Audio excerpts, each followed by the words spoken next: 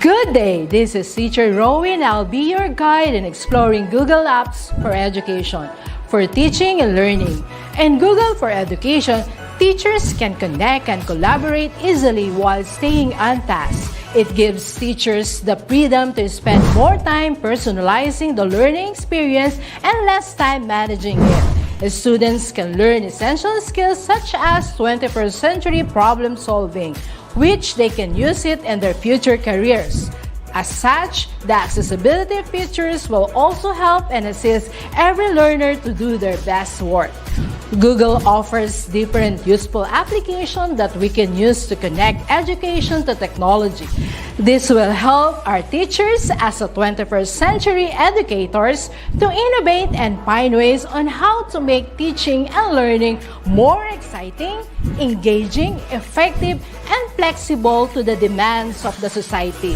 Let's re-explore the education experience by discovering new angles to create, collaborate, and communicate as one. Para sa bata, para sa bayan, at para sa guro. Ang pagkatuto, huwag gawing komplikado. Sulong edukalidad.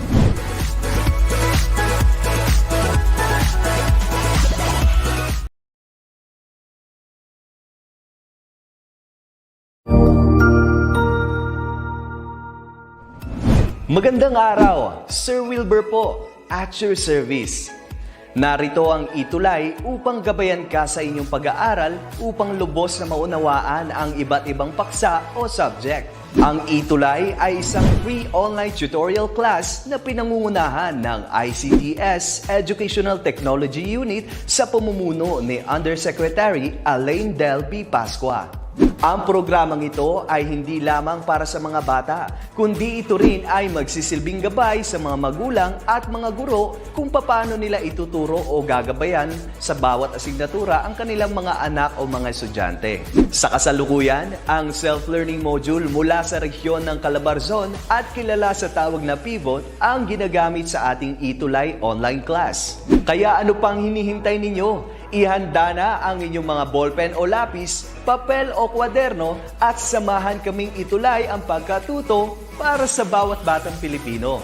Sama-sama tayong magtutulungan para malampasan ang mga hamon sa panahong ito. Halina't matuto kasama ang inyong online tutor sa oras na ito.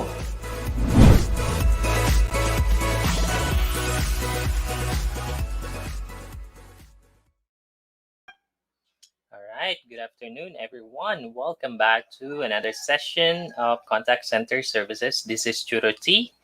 And pagpasensyaan natin yung ingay ng mga manok, pinapakatay na ni Sir Madge, pero hindi natin pwedeng katayin kasi hindi sa atin.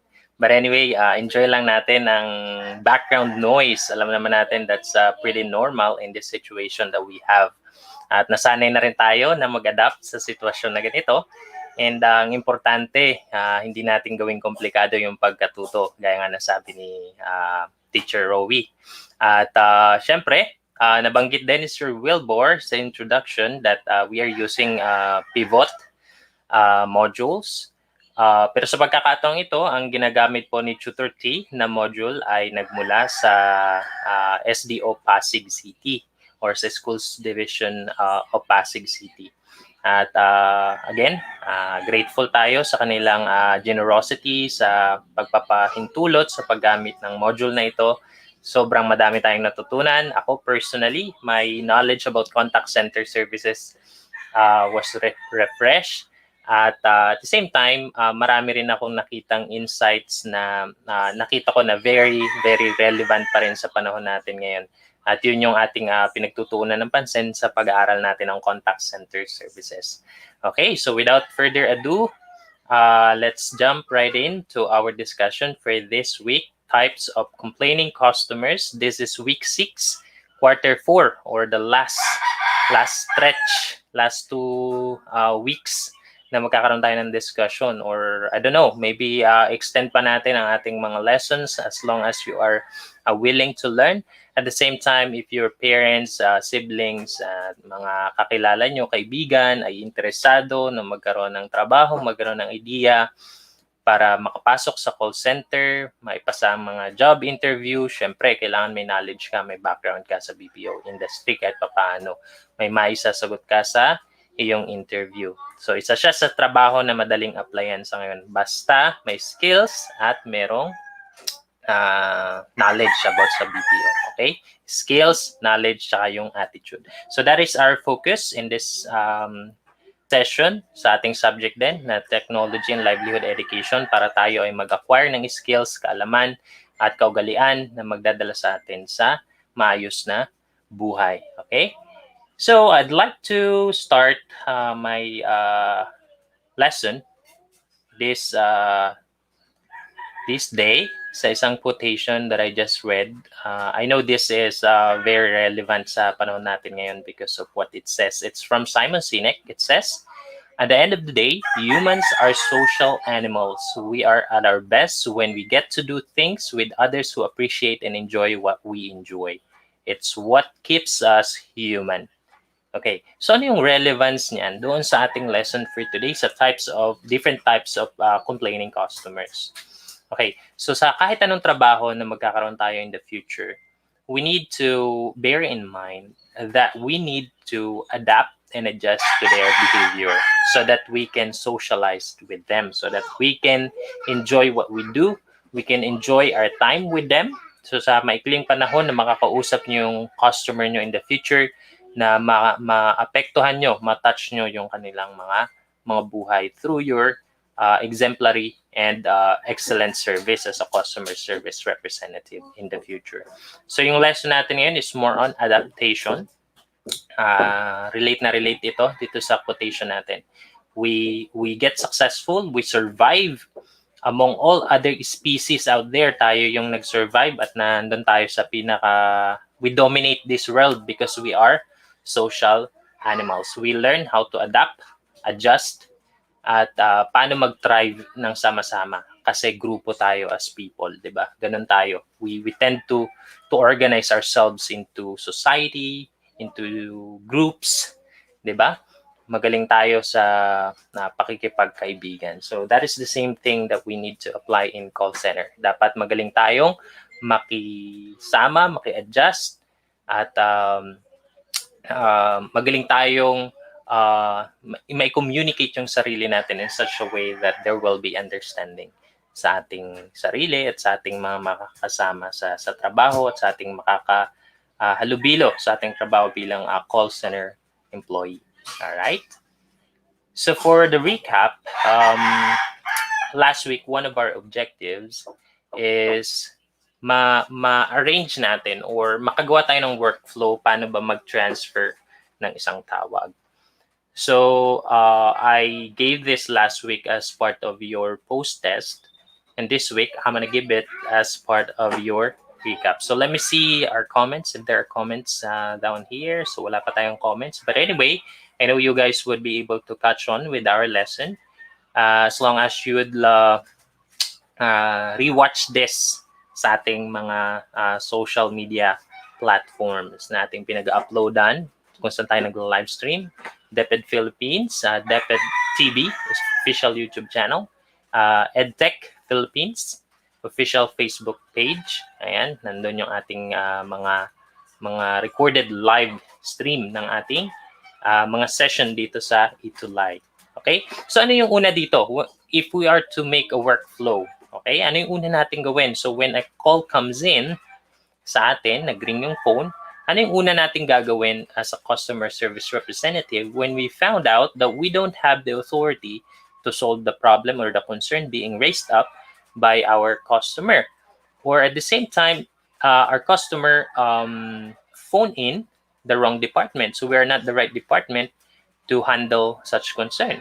And what if there's somebody who can solve the concern efficiently than we are? So kailangan nating i-transfer yung tawag. So ano yung una nating dapat gawin? So the first thing we have to do as part of our review, sige nga, comment down below ano yung una nating dapat gawin. Pili tayo, 1, 2, 3, 4, 5, 6, 7. Which one is the first one right here?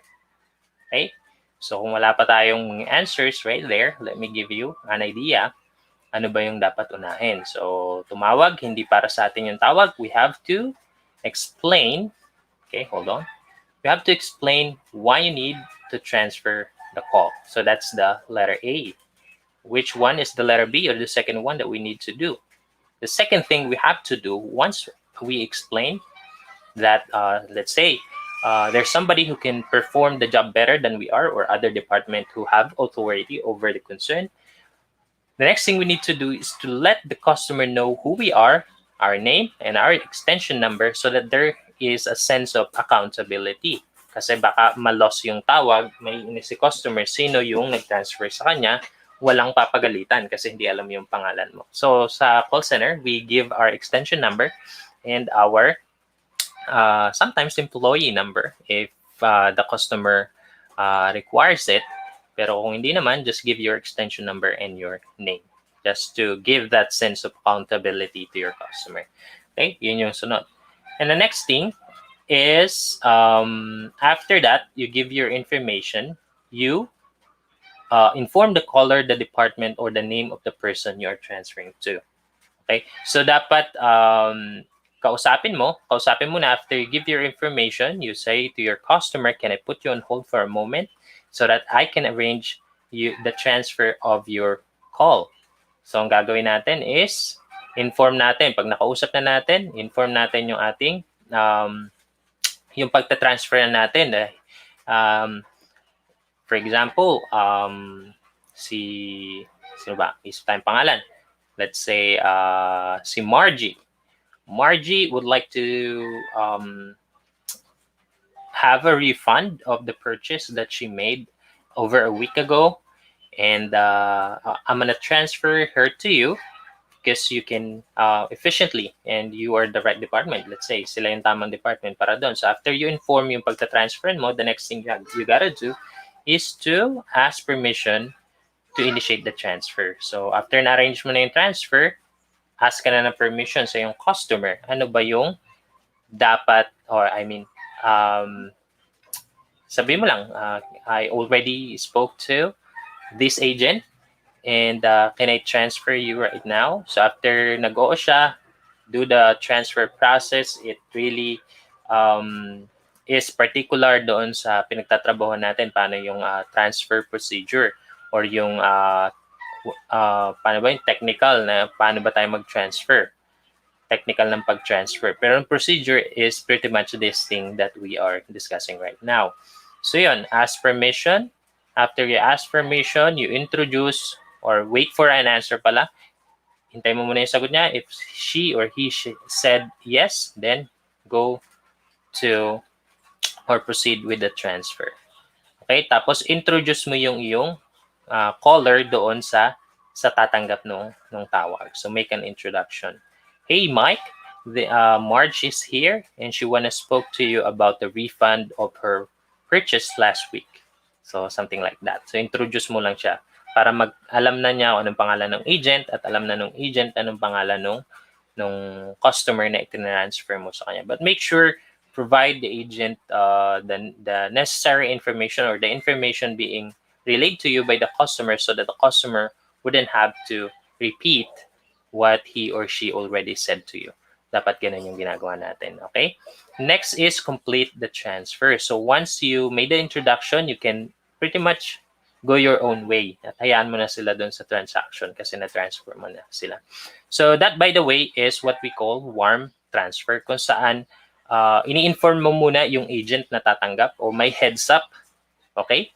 Pero yung isa na uri ng transfer, cold transfer yun. Especially yan sa queuing kapag yung tawag ay talagang ini-stack tapos sunod-sunod. It's pretty laborious. No? Mapansin nyo ang haba nung process, no, before you can transfer your caller sa ibang agent or sa ibang department. Medyo mahaba yung transfer. So meron din tinatawag na cold transfer kung saan wala na yung mga proseso na yun. Only that the agent who will receive the call would rely on doon sa pangalawa. Kung bakit importante ang mag-take notes o magsulat ng comment doon sa account ng customer regarding the request before transferring. So that is important para hindi na paulit-ulit yung customer natin, because even yourself, you'll be frustrated if you'd have to repeat what you already said, diba? Especially sa customer service. That is the reason why it's very important to take notes during the call. So yun yung documentation process natin. And make sure that the notes that you've taken are understandable to your line, or to the other department, or to other agent that would read your notes. So there are certain codes that we use in a call center that I worked for back then. So pretty much sure kapag nag-apply ka, malalaman mo rin yung mga certain codes na ginagamit nyo sa documentation to make sure that yung tatlong bagay, complete, concise, and complete, concise, ano nga ba yung tatlong bagay na yun? Three important things kapag nagtitake note tayo. Accurate, di ba? Dapat ganun yung ating mga notes. Okay? Alright, so for this week's lesson, ito yung expectations natin. So I'd like you to be able to identify the characteristics of different types of customers or complaining customers.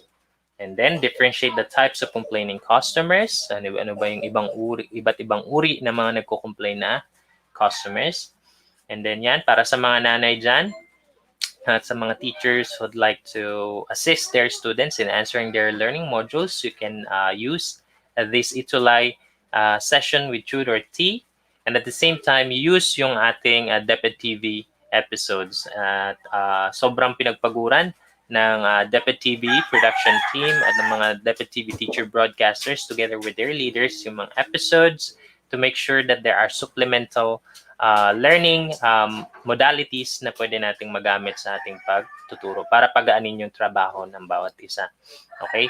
So, we'd like our students to be able to explain clearly some of the suggested ways on how to deal with customers. Doon sa learning module natin, it's comprehensive. It has all the information that we need to know for us to become equipped call center employee in the future. However, there are some gaps pa rin na kailangan nating i-fill dito sa tutorial, gaya ng mga examples ng mga tawag kung saan nade-demonstrate yung skills na parang dito sa number 3 na expectation natin, na ano ba yung mga suggested ways, and we'll demonstrate that to you. So hindi na siya parang mock call, so I just written all those demonstrated let's say script na pwede nating magamit paano mag-respond sa mga complaining customers natin, depende sa uri o anong klaseng customer ba sila. Okay? Next is acknowledge the importance of identifying the type of customers before interacting. So, yun. Pag unang salita pa lang ni caller, alam mo na kung anong klaseng complaining customer siya. Okay? So, ano ba yun? Meron 10 complaining customers na ating pag-aaralan. I want you to take down notes, all those 10 types of complaining customers, so that you'll be able to do some practice. And I want you to actually make a mock call script and do some practice with your classmate or with your friends who are interested in learning call center services, at para mag-apply kayo in the future. Maganda rin yung sahod kasi kapag nagtrabaho sa call center, ang bilis pa ma-hire basta may skills ka. Okay? Alright, so for pre-test, so there are 5 questions right here. It's like matching column A and B. There is no label A or B, but just match these two groups of phrases and words. Okay? Sentences dito sa kabilang side. Sa kabilang side naman yung ating tawag dito, pagpipilian. So yung una, these customers are easy to talk with, friendly, and cooperative. Just wanted to fix their issue. Anong klaseng customer ito? Okay? Ito yung talagang may concern at may issues, may problema sa service natin, sa products natin, but they are easy to talk with, friendly, and cooperative. Anong klaseng employee yan? O employee tuloy. Anong klaseng customer yan? Okay? So that is a positive complaining customer. So ang sarap kausap niyan pag very cooperative. Walang kahirap-hirap. You'd meet your productivity kapag ganyan ang kausap mo sa lahat ng panahon. But hindi yan nangyayari. So iba't ibang klase ng customer yung ma-encounter mo when you become a call center employee. Okay? Next, number 2. Ayan. So they are considered victims of the company products or services errors. This can be caused by wrong actions of those representing the company in the field. Okay? Yan naman yung tinatawag na mga legitimate complaining customer. Their complaints are valid. Ibig sabihin may pagkukulang at may pagkakamali talaga yung company. And you are there to right the wrong that was done to the customer. It's either mali yung na-deliver, it's either mali yung pag-bill mo, it's either defective yung product, di ba? Yun. So, yun yung mga concerns. So, ibig sabihin, kailangan mo talagang itama. So, those are legitimate complaining customers. Okay, what else? Customers who tend to talk on topics not related to the concern being discussed. Anong klaseng customer ito? Alam naman natin, no? Kapag may katabi tayo, kaiba-iba ng topic, tapos hindi naubusan ng topic maghapon mong kakwentuhan. Masayang kasama. Punong-puno ng kwento at istorya. Okay, anong klaseng kaibigan yon? So in this setting, anong klaseng customer yon? Alright, so that is a talkative complaining customer. So madaldal. And the next one, they are focused on details of the product and services like the inclusions, warranty, pros and cons, etc. So ito naman yung matanong. Pero ang tanong naman niya ay related doon sa product or doon sa service na kanyang ina-avail. So wini-weigh niya talaga how wise it is to purchase or to avail of the service or product na ino-offer mo. So kailangan knowledgeable ka kapag hina-handle mo ito. So anong klaseng customer ito? Okay, so let's see what we have on the comment section down below. Wala pa tayong comments, but anyway, let's just move on. Anong klaseng customer ito? Would like to know every details of the products or services you're offering. Yun ay tinatawag na analyst. Okay, last, agents who tend to provide solutions to this customer will eventually hear, I wanna talk to your supervisor without giving the chance for the agent to solve his or her concerns. So no matter how good you are, sometimes wala ka talaga magagawa but to transfer that to your supervisor or yung tinatawag na sup call talaga. So in-insist mo na, sinabi mo na kaya mo, but gusto pa rin nila yung supervisor yung kausap. So they are what we call elitist. Okay, sila yung mga elitist. Okay? All right. So let's proceed to the heart of our session for today. So this one is an example of wala lang tag dito. Walang ko ang tag dito. Yung dalawang tuldok dito nakalimutan ko. Anyway, so ito ay caller, ito yung statement niya, and we would identify what type of complaining customers this one is. Okay? I'm done. Okay, medyo lagyan natin ng acting. I'm done with all your policy limitation. What I want now is a complete refund of my subscription because your freaking service is on a next level disaster. I can't believe that your company still exists, but I'm not gonna be surprised seeing your company collapse. So what type of client or customer is this one? Okay, makikita natin medyo heavy yung kanyang sinasabi sa atin. So this kind of customer is an irate customer. Okay, irate. Okay, galit yan. So ang irate customer kasi pwede siyang irate even before he or she made the call. Okay? Bago ka pa lang niya kausapin, galit na siya.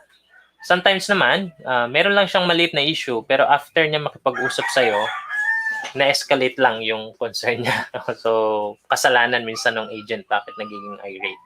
But there are times na irate talaga, but there are times where nagiging irate because of mishandling. So, that's the reason why we're studying this, para hindi natin ma-mishandle yung mga ganitong klase ng mga customer. Okay, anong gagawin natin? So, just be calm. Listen, makinig ka lang kung ano yung sinasabi niya. Tanggapin mo lang yung sinasabi niya.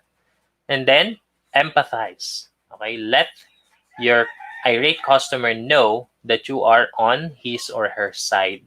Okay, paramdam mo na naunawaan mo siya. And then, acknowledge ano ba yung ikinagagalit niya. Okay, acknowledge mo lang. Kung ano yung sinabi niya, ulitin mo lang and validate what he or she says. Kahit pa mali yan. Okay, kailangan nila yung validation. So after mo ma-validate, ganito yung gagawin mo. Ito yung sample answer ng isang agent. Sabihin mo, syempre, lagyan mo ng emotion. I am deeply sorry about what happened to you, ma'am. Or I am deeply sorry about what happened to you, let's say Mike, ang pangalan. I understand that you were not informed about some changes in your policy and we own up our mistake. As a company, we are still improving our system to meet the needs of all our customers. So let me correct this now by updating your policy according to your preference. Diba? So kahit na sinisigawan ka na kapag ka ganito mag-respond yung agent, diba? Mawawala yung galit. Kapag kalmado ka, makakalm na rin. So yun yung tinatawag na may influence mo sila. Instead na sila yung maka-influence sa'yo, ikaw yung mag-influence doon sa customer mo. Okay? Next, this type of customer is a talkative one. Makikita natin dito na pabago-bago yung sinasabi niya. So, caller, what is the time now? My favorite series has a new episode coming out in a few minutes and my smart TV's internet connection suddenly lost. Can you help me fix my internet connection? This happened last week as well. And do you know Marge? She helped me fix my connection. She was so nice to me and she seemed to know every step to get me back my connection. Is she there? If she's there, tell her that I need her help again. Besides, she follows the same series I'm talking about. Ayun. So napunta na dun sa series na pinapanood niya. So siguro masyadong nag-build ng rapport yung si Marge na previous agent na nag-handle kaya hinahanap na siya ng talkative na customer. So this usually happens kapag matanda yung kausap mo. Okay, yung tipong sometimes nasa nursing homes or yung walang makausap. So gusto nila talaga may kakwentuhan. Tapos kukwentuhan ka nila ng kukwentuhan as long as you entertain them. So ang challenge dito is that they take away time for you to process the transaction. So medyo madidistract ka talaga kapag nagkukwento sila. So hindi ka nagiging productive. So anong gagawin mo? Okay, as an agent, you have to focus and maintain control of the conversation with the chatty caller. The attention emphasis should be on the reason why customer called. Okay, lagi ang focus, ano ba yung dahilan? Ang dahilan lang dun sa tawag na yun is that nawala yung internet connection niya. So yun lang ang focus mo. But of course, you have to acknowledge some of the question for your customer to know that you are paying attention to her. So ano ba yung gagawin? So, ano yung magiging sagot mo? You'd answer like this. Okay, sagutin mo yung isang tanong. March is here, which is currently serving another customer. Don't worry, I can help you with your internet connection. Are you using wired connection or Wi-Fi? Okay, makikita nyo na nagtanong siya agad ano yung ginagamit niya. So, nakafocus siya doon sa concern. Ibig sabihin, ang concern kasi ng customer is wala siyang internet connection. So, nag-umpisa agad siya sa pag-diagnose or pag-troubleshoot. Okay, inaalam na niya agad ano ba yung problema, bakit wala siyang internet connection. Alright, so hello, good afternoon, watching from Tagum City National High School. It's Nel Diocampo. Welcome to ETUlay session, Contact Center Services with Tutor T. Thank you for tuning in. Okay, next, ito yung next na customer natin, complaining customer, mistaken. Ito yung nabigyan ng maling information or sometimes they have prejudice over your company or over the service at marami siyang narinig about sa company. Kaya mistaken siya. So, ito yung statement ni caller. I don't believe that there was really a mechanical trouble with our flight carrier. I know what you did, guys. You overbook. So you're moving our flight 3 hours behind.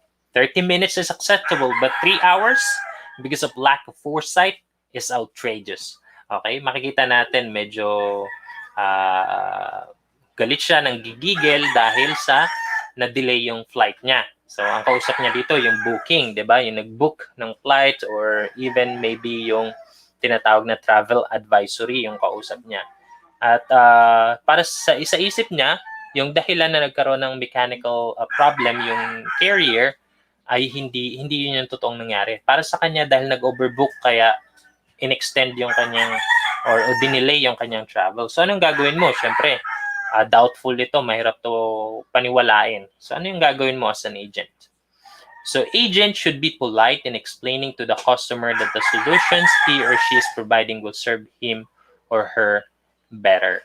Okay? So ipaliwanag mo bakit ba necessary yung pag-delay ng flight para doon sa example na yun. Bakit yun yung right solution? Bakit instead na ilipat sila sa panibagong carrier, bakit they had to wait for that carrier to be fixed para sila ay maibiyahe? So, tingnan nyo dito sa response ng agent. Sabi ng agent, I understand why you don't believe, ma'am, because that really happens in booking industry. Okay? In-acknowledge mo yung sinabi niya. And I personally apologize for the delay this situation has cost you. At the end of the day, we want you to safely reach your destination, and we really make sure that we do all in our power to protect your well-being. So I can only ask your patience and understanding. Okay? So Nel Diocampo, junior high school teachers always watching me, Miss Jenna Rose Garcia, always to all teachers of junior high school. Ayan. Okay? So, si Neldy Ocampo. So, lagi siya nakasubaybay. Rona Escobilia Moreno watching from KES. So, what is KES? Para ma-acknowledge natin. Hindi ko alam yung KES. Maraming KES na elementary school, I guess. Ken? Alright. So, yun yung pwedeng maging response natin. Okay? Explain bakit yun yung tamang gawin. O bakit minsan talaga hindi pa rin natin mapapaniwala. But what matter most in that situation is that you are able to inform your customer about the delay of the flight. Okay? Next. Ito yung customer na medyo challenging din. Yung pagkausap mo, ayaw makipag-deal sa'yo kasi pakaramdam niya, yung concern niya ay supervisor lang yung makakasolve. Maybe she had experience or previous experience that made her think so. Diba? Sabi niya dito, why can't you just get me through your supervisor? I've dealt with agents numerous of times and agents seem to promise to do something and just couldn't. You know, mali ang statement ko. You know, you are all trained as stalker but really couldn't deliver. I want someone who can make decision regarding my issue. So nakikita natin dito na dinidemand na niya yung supervisor because she believes that only the supervisor could handle her concern or issue. Okay? So paano natin ito i-deal kapag ang gusto talagang kausap supervisor? So in call center, hindi madaling magpa-sup call. Okay? Your supervisor has a lot of duties as well aside from handling sup calls. May mga iba silang trabaho na mas ito kasi ay there are calls that really are not sup calls. Ibig sabihin kaya naman ng agent na hindi i-transfer sa supervisor. At kapag nakita ng supervisor that the call is not a sup call and then you transfer mo sa kanya, magiging markdown siya sa'yo. Bababa yung performance mo, yung evaluation mo sa kanya. Magiging talking points nyo yan sa inyong tinatawag na coaching ng supervisor mo. Paano mo i-deny yung transfer ng call at paano mo i-handle yung ganitong issue. So this is an example na pwede natin gawin. Agent should be polite in asserting that he or she is qualified and equipped with the knowledge to solve the concern. Yan. So, importante na alam mo talaga rin yung ginagawa mo as an agent, and you have to assert that. You have to let your customer know that you can solve his or her concern. Okay? So, ito yung sample response. Alright, Margie or wala akong maisip na pangalan. Let's say Olivia. Olivia, I see that my supervisor has authority and qualification that I don't have, but this kind of concern is not one of them. If you would just allow me, I am more than willing and capable of solving this issue by the end of this call. So you see how powerful that this statement is. Okay? In-acknowledge mo that your supervisor has that authority na siya lamang yung may hawak. Pero hindi kasama dun sa authority na yun yung pag-handle dito sa concern na ito. And you say that you can solve the problem within that call or by the end of the call. So that's a promise and a commitment, and at the same time, providing a sense of urgency or immediacy doon sa yung customer. So sabi ni Ma'am Maria Teresa Italia, my beloved wife, sabi niya ay Rose naman daw. Sige, mamaya Rose naman ang ipangalan natin. Okay? Okay, ito si Rose. Sabi ni Rose, I'm wondering why you can't have that piece of equipment delivered today. It's an emergency and your company's incompetence may cost life. You guys need to review your process and frankly, give it an overhaul. Okay, makikita natin na hindi siya natutuwa doon sa bakit hindi na-deliver yung equipment niya. Emergency, say medical equipment yung kailangang deliver para doon sa relative niya na pasyente na pwede nga namang ikamatay. So, meron agad siyang sinasabi, may suggestion na siya. You guys need to review your process and frankly, give it an overhaul. So, nakita niyo siguro may gap doon sa process na paano mo pinapalakad ng company yung delivery process and then ordering process at may kailangang improve. So, sometimes these type of callers are parang sila yung nagiging agent for a company to improve. Yung mga suggestion like this one. As long as it is constructive at as long as hindi niya yan ipinopost sa social media. So yung mga suggestion na ganito, pwede nating i-raise up ito sa ating client kung paano pwedeng ma-improve para maiwasan yung mga ganitong concern. But as an agent, ano magiging response mo? Okay, so eto daw. Drivers have a dynamic and active personality. So, kadalasan sila ay mga bosses, mga managers dun sa company na pinagtatrabahuan nila. That's the reason why they pretty much know things to improve on sa inyong process or sa company that you're working for. So, they like to make decisions fast, but they are not detail-oriented. Nevertheless, they have a tendency to be harsh and insensitive. Okay, mapapansin natin yan. Okay, so, Rose, I understand how frustrating it is to go through process with a simple transaction like this one. And I also see that you are worried about your patient that needs the equipment. Allow me to expedite this transaction without cutting edges. Give us at least tomorrow afternoon to deliver the equipment. But to do that, we need your help in securing the patient's updated insurance information.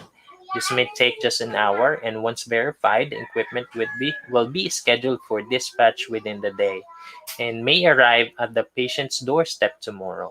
So nakita natin na in-explain mo ano ba yung process na kailangang pagdaanan, ano yung kulang, kung bakit hindi ma-deliver today yung equipment. But as long as ma-provide nila yung necessary information for you to continue processing the order, the delivery could be done within the day and may arrive the next day. So, nasabi mo yung process, ano yung mangyayari, and I believe this one would at least help your customer understand what you're going through as an agent, and you really couldn't force the delivery without them doing something for it. Diba? Meron na rin silang sense of accountability doon sa proseso na ginagawa mo.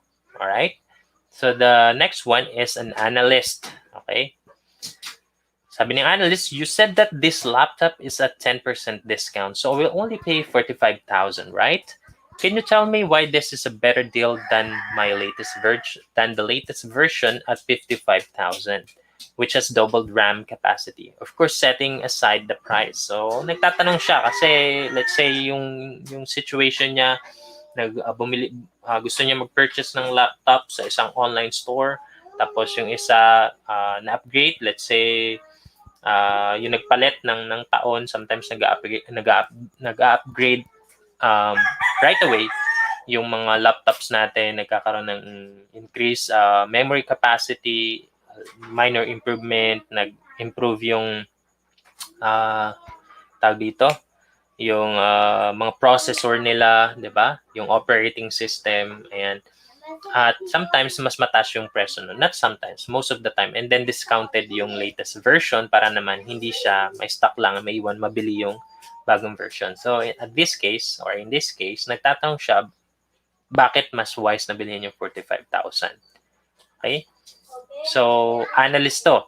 Kasi tinatanong niya yung presyo, ano yung advantage nung bibilihin niya. Okay, dapat knowledgeable ka as an agent. So, agent needs to be patient and knowledgeable in dealing with analysts because this type of customer asks a lot of questions. And it's important for you to be able to answer all of the questions being thrown at you or being asked at you or asked from you or to you. Okay, dapat masagot mo yung mga tanong na yun. Okay? Kasi yun yung magde-decide, yun yung magde-determine whether he would make the purchase or not.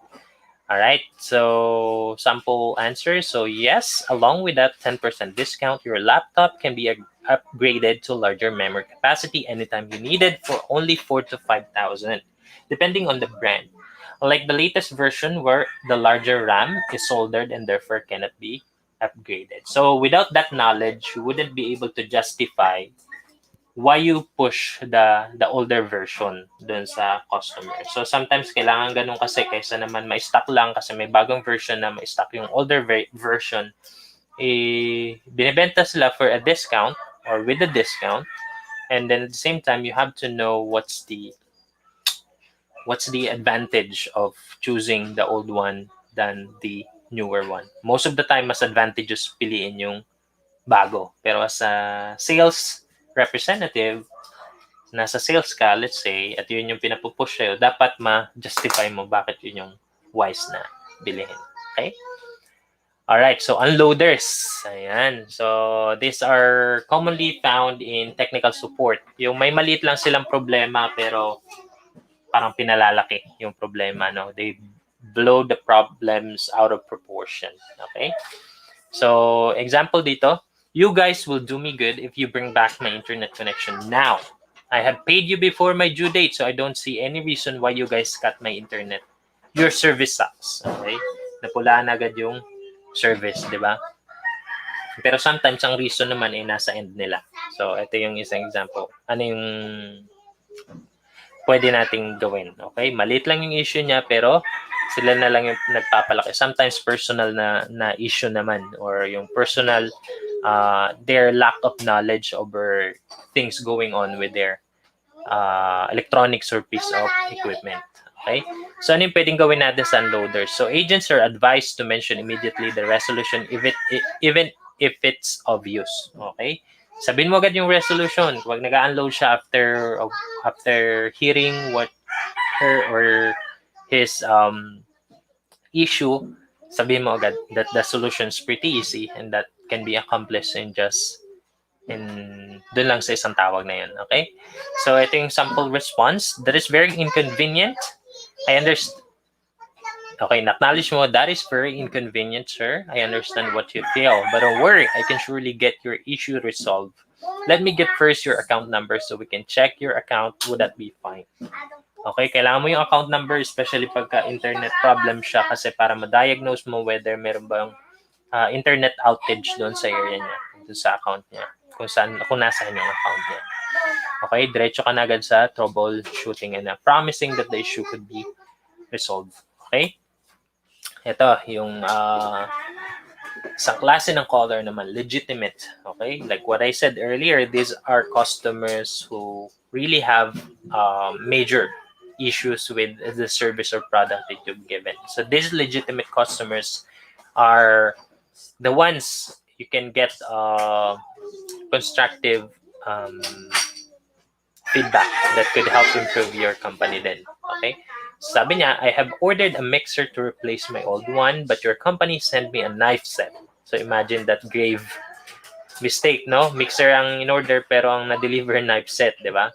So kahit sino naman, maiinis dyan. So this Saturday is my son's birthday. Yun, nakapagpalala pa, birthday na pala no Saturday, walang gagamitin sa pagluluto. Okay, so yan, forgive my letter I, naka-small case siya. And I badly needed that mixer to bake cake for him. What are you going to do now? My plan just got ruined. Okay? So, legitimate yung problema niya, kasalanan ng company niyo, anong pwedeng gawin? Alright? So, legitimate complaints because of your company's fault. So, dahil fault ng company, ang agent, ito yung dapat gawin. The agent should immediately offer a sincere apology and show empathy and offer solutions right away. After you say sorry and dapat may solution ka kasunod na noon. Okay? So, ito yung example response. Ayan. So, my apology for sending you the wrong item. What I can do is write a ticket about this mistake and book a delivery of your mixer now so that it will surely arrive tomorrow morning. By the way, as a token of our apology, you do not need to send us back the knife set because we don't want to take time away from your son's birthday's preparation. Okay? So, yun. Ayun, sometimes ganyan sa company, kapag nagkamali ka ng na-deliver, hindi mo na pinababalik yung na-deliver mo, especially kapag hindi naman siya ganun kalaki yung halaga. Siguro may price cap.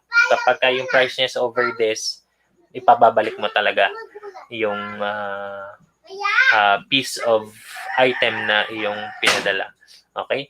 But in this case, nakita natin na nag-apologize siya, tapos ginawa niya agad ng solution so that the mixer would arrive on time, at the right time, para makapag-prepare pa siya sa pag-bake ng cake niya. At tapos binigay na niya as a token or sa giveaway yung maling na-deliver na item. Okay? Yan, ito naman yung sunod. Threat thrower. So sabi ng caller, you know what I'm gonna do? I will post about this on social media so the world will know how greedy you guys are. My payment was just delayed for less than 6 hours and you have the audacity to bill me 150 pesos, let's say $3 in America. Interest. How do you even work for a company like that? You better quit your stupid job. I can just imagine how many angry customers you have to deal with in a day. Oh boy, that must have been a very toxic workplace. Okay yan. So, nagbanta na magpo-post sa social media about doon sa pangyayari. At the same time, pinulaan pa yung trabaho mo. Inalipusta ka pa, di ba? So, ganyan yung threat thrower. Anong gagawin mo pag threat thrower? Papapekto ka ba? Okay? Okay. As a customer service representative, you need to be trained to handle this concern because threat thrower will give you abusive remarks and give you threats. Yun yung ginagawa nila. So may threat tapos may abusive language na sinasabi sa iyo yung mga threat thrower. Okay? So suggested things you need to do is agent needs a lot of patience, strong personality, and a level-headed approach. So dapat hindi pumapasok sa ulo mo yung sinasabi niya. Okay? Dapat strong personality and mahabang pasensya. The agent should be trained not to take it personally and not react to this intimidation. So yun yung mga dapat mong gawin as an agent. So, sample response, I see why this frustrates you. You just missed your deadline at a very slim time. But since it is your first time missing to pay on time, I can cancel the interest charge of 150 pesos. However, please remember that this is a one-time leeway that we give, and missing your due even just an hour would be considered a day in our system. So, importante ito. Sometimes, not sometimes, in most of companies, meron silang policy na kapag first time nila na miss yung payment nila, halimbawa, good payer sila, and then, let's say, honest reason bakit nila sila na-delay sa pagbabayad, nagbibigay ng leeway para i-cancel yung interest charge. Pero, you have to still insist yung company policy that next time that he or she would miss paying on time, ganun pa rin yung mangyayari. At least alam na niya. At ma-solve yung concern at the moment. At meron siyang opportunity to correct yung late na pagbabayad, di ba? So, yan. Okay, next, the last one. This is the one that we would like to speak with most of the time kapag nasa call center ka. So I'm calling because one of you promised to send me an email confirming my payment. I just wonder why I had not received the promised email.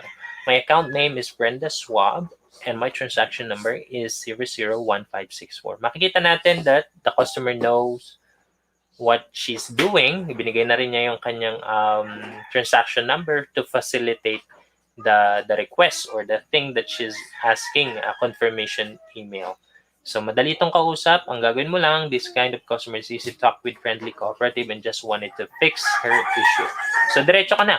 Let me go ahead and check your account and figure out why you have not received an email from us. So maybe mali yung email account na nabigay niya or mali yung na-type na email account ni agent. So diagnose mo yun. So I'm seeing here that the email was not sent because of invalid email address. Can you confirm your correct email address so that I can send you the confirmation email right away? So makikita natin na solution agad yung bibigay. So after makorek yung pagkakamali kasi invalid yung email na nagamit, diretso na doon sa confirmation.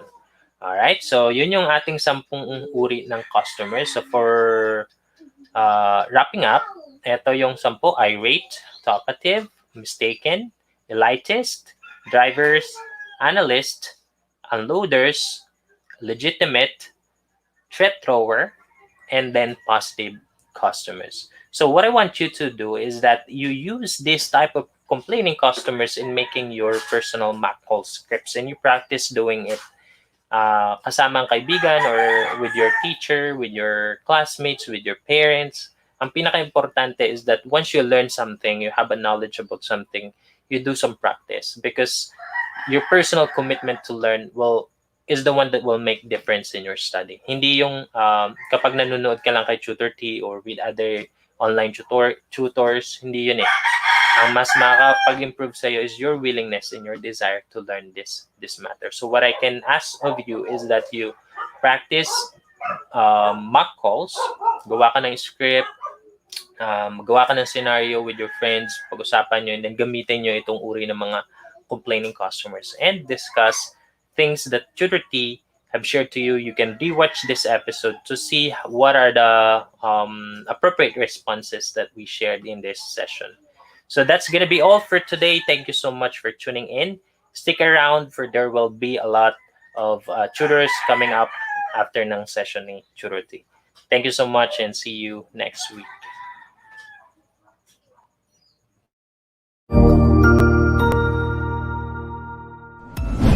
Sigurado ako na marami ka na namang natutuhan sa ating ETUlay tutorial session ngayong araw. Tandaan, ito ay hindi lamang para sa ating mga mag-aaral, kundi pati rin sa ating mga minamahal na guro at mga magulang na kaagapay natin para maituloy ang pagkatuto sa kabila ng nararanasang pandemya. Patuloy ding sumubaybay sa DepEd TV para sa mga araling ginawang video episodes. Mapapanood ito mula Lunes hanggang Sabado, alas 7 ng umaga hanggang alas 7 ng gabi sa inyong mga telebisyon. Abangan sa Lunes mula 1:00 ng tanghali ang iba pang aralin sa ating ETUlay free online tutorial session sa Science. I-like and subscribe at manatiling nakasubaybay sa ating ETUlay tutorial session sa DepEd Edtech Unit FB page at Educational Technology Unit channel sa YouTube at sa DepEd Tayo at DepEd Philippines social media accounts. Paalam!